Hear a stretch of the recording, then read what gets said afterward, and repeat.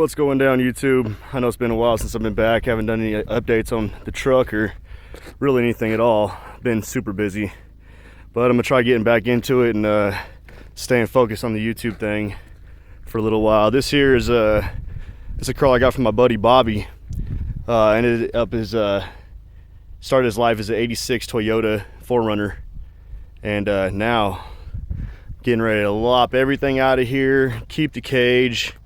And this is going to end up being, I have a 95 Suburban up there for parts for a 350 TBI swap. Probably going to do that some 465 and a 208 because we're going to keep it passenger side drop for now. Sorry, let me actually keep my camera on here. So yeah, this is going to be a bourbon. It's going to be a small, skinny, shortened up, narrowed up 95 Suburban. Full cage. I'm gonna end up doing I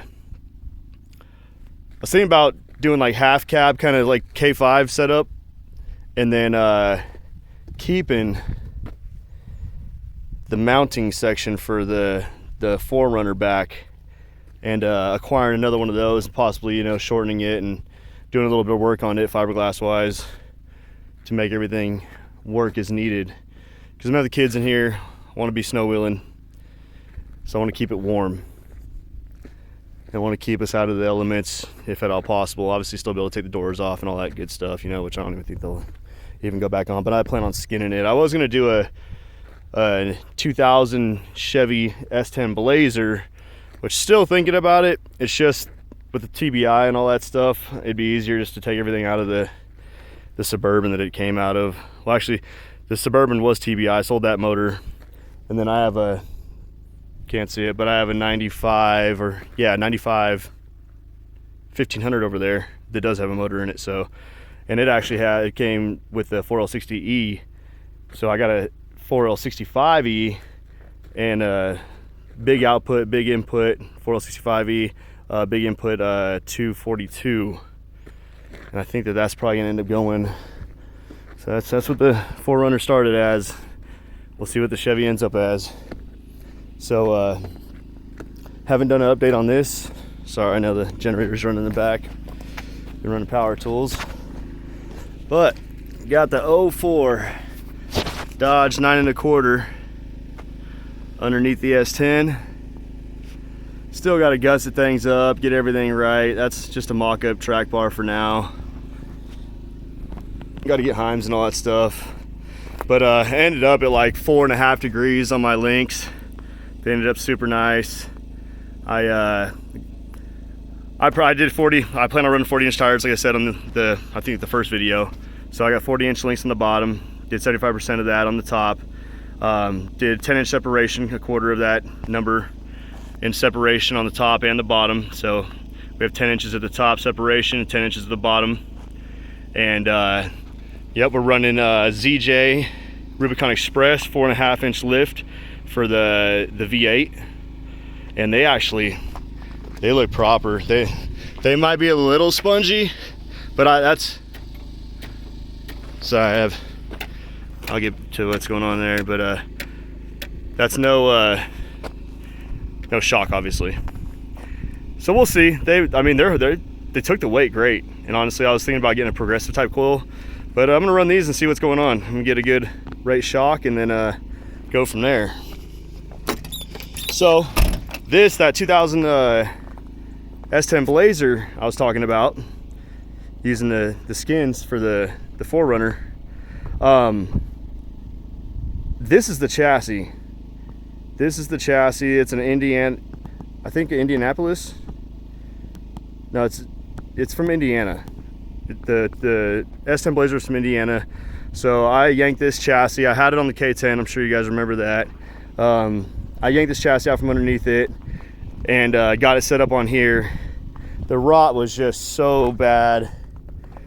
I mean, here, just for instance, something like that going on. It was super rotted. So I chopped it where, which don't mind those, it's just body mounts, and those body mounts are coming off. But it's actually still all good frame from right there and forward. So you see, I chopped about 2.5 feet off that.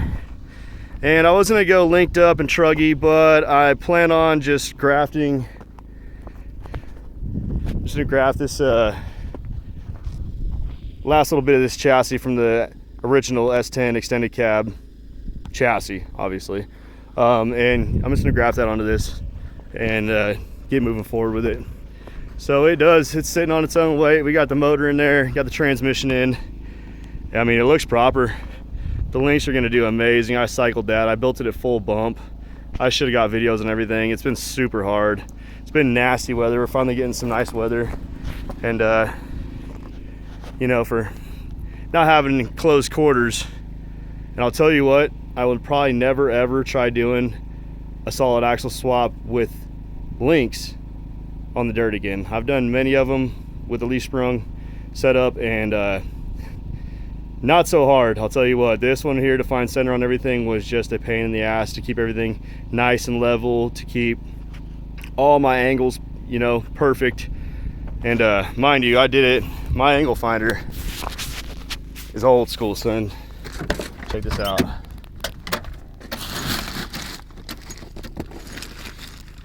Old, sorry, let me set it down here. Flat out. That's the angle finder. Yeah, I've got my caster at like, I think I want to say it's like at 8, and I need to bring it back to like, to right around 5. I'm sorry, I'm gonna try to get my stuff in here. Right around 5. I think 6. I think 6.2 I can get away with. So I got to get that from, I think it's like 7.5 or something like that, close to 8 right now. So I got to get that top arm pulled on in. Obviously I'm adjustable everything, so I'm gonna get that top arm pulled in a little bit, the bottom one shoved out a little bit. I'll be able to correct that, no problem.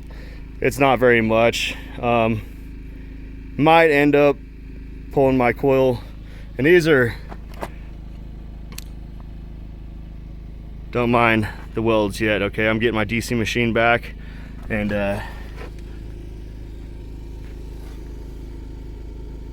I'll re-burn everything in. This AC machine, and I've just started working with it, and I'll tell you what, I'm not a big fan. Not a big fan at all.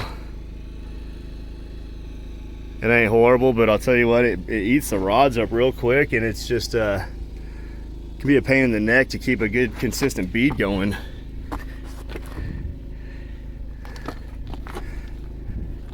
But yep, and I need to twist that coil around. I ain't even got the coil sitting there right. I just toss it together, get it on its own weight. There's my brand new drive line. Yeah, you see how that coil sits in there like that. That's just because I don't have it sitting in there correctly. But yeah, I ended up using XJ coil buckets off the Dana 30. Had, you know, 10 of them sitting around, so I chopped one up and just tried to keep it as cheap as possible. Honestly, I bought the back links, or the back 7/8 times, or maybe they're at 1 inch. Either way, I think they're 1 inch. So I bought the back 1 inch Heims. I bought the track bar bracket, both sides, frame and axle side, and utilized the third link came from the old Yoda truggy I had. I never was able to do a video on that one. It was just a back half 79 Hilux. It was pretty cool, but either way, that links from that. Bought the coils, bought the drive line. So pretty much, I mean, I paid $700 for the truck. I got the axle out of my boss's old 3500, 2004 3500 diesel. We ended up scrapping out, broke the frame in half, so I snatched the axle out of that, brought it back from Texas. So I'm in no money in that. I did buy a new axle shaft, so that was like $150. I got to do the brake system, so I got another couple, probably $300 in this front end, which that's not even gearing it. I got to do all that. I'm gonna run 373s for now and just bang them out. I probably got right around like $500 plus a $7 for the truck into this whole entire thing. You know, that's not including rods and all that good stuff, but either way, that's neither here nor there. Yeah, and then my buddy Bobby hooked me up with the rear axle, 14 bolt. Hats off to Bobby. Got to bring him in on some of these videos. Awesome dude. But either way, I'm getting ready to start getting the fuel system going and cut out gussets. I need to get that frame cut so I can graft it in and keep moving forward. But yep, this is the 98 S10 extended cab, solid axle swapped. Was going to be on the K10. We still went with the 3-link, 4-link obviously with the Panhard track bar. And yeah, we're getting her in there. You see, I'm having to do some custom steering. The whole rod was bent and everything like that from snatching it up with the backhoe. So we're just getting everything mocked up to where I can, you know, rebuild everything with new links and all that good stuff. You know, just got to get things mocked up to where, you know, where everything's sitting, how everything's supposed to sit. But yeah, they got the front end pushed forward probably 8 inches, and be tucking 40s on this. Like I said, gonna end up having to do, you know, a bit of fender cutting, probably remove the light. We plan on this is gonna be one of those recovery rigs when I get this business going. So we'll need the tire. We'll need the tire for sure. We'll obviously end up putting a winch in the front and the back. Plan on building some type of little sling off this thing. So I'm gonna build that frame good and strong. Which honestly, I have some I think 2.5 by 3 rectangle that I might end up doing the back half of this with. But I'll keep you updated, and I'll try to get pictures and do the best I can and get back into this. All right, thanks guys. Have a blessed day. Take it easy.